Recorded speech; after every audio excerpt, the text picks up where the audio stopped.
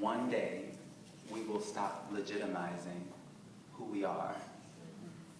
I didn't get to read a quote from Fred Melton, another great teacher of us all, if we would read him. And he says something that I just want us to think about this. Perhaps, this is from an essay called The Fact of Blackness, and it's online. You can read the thing in its full. Perhaps the thing, the black, is tantamount, to another fugitive sublimity altogether. Something escapes in or through the object's vestibule.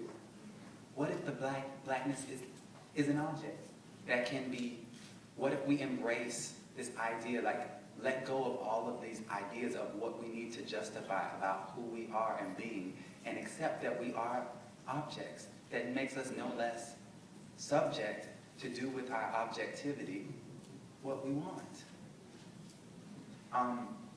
The object vibrates against its frame like a resonator, and this is my favorite part, and troubled air gets out. What comes from that troubled air? If we were willing to be uncomfortable, what troubled air could emerge? What troubled air has emerged from all these people who realized, I'm on trial. They're gonna make me say French, and they did so many things to Phyllis Wheatley. But she knew that after all of that, she would get to slip in this wink to say, I'm not the first. This isn't the first time that there's a guy named Terrence that all of you are reading, and you forgot he was just like me. But I didn't forget, and I'm going to push this forward. And what I do think that I want for American Verse to do is that we have decided in this atheist institution called the Academy that we need to divorce ourselves from the very spirituality on which our verse was founded. And that may not be Christianity for you.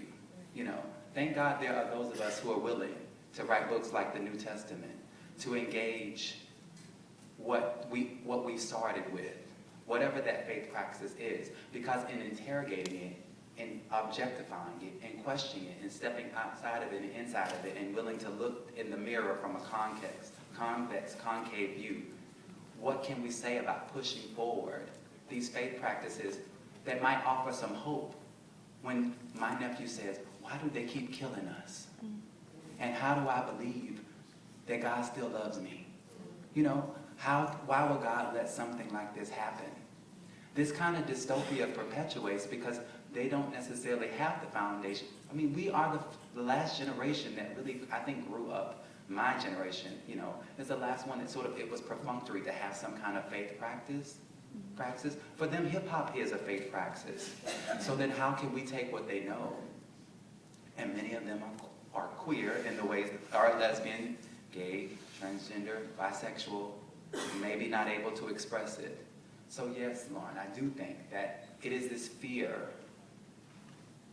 and this idea of what a man is supposed to be, what a black man is supposed to be, and a black man isn't supposed to say. And that's why Terrence is doing what he's doing, because he's willing to say, to take a house is not a home, and say, you know, I want to kiss my friend, but to do all kinds of work in that poem that has nothing to do with what we know Terrence, who he loves. We know, you know what I'm saying? Like, to be willing to let the poem be its object and have that kind of play and push forward the idea of what love is, how it looks.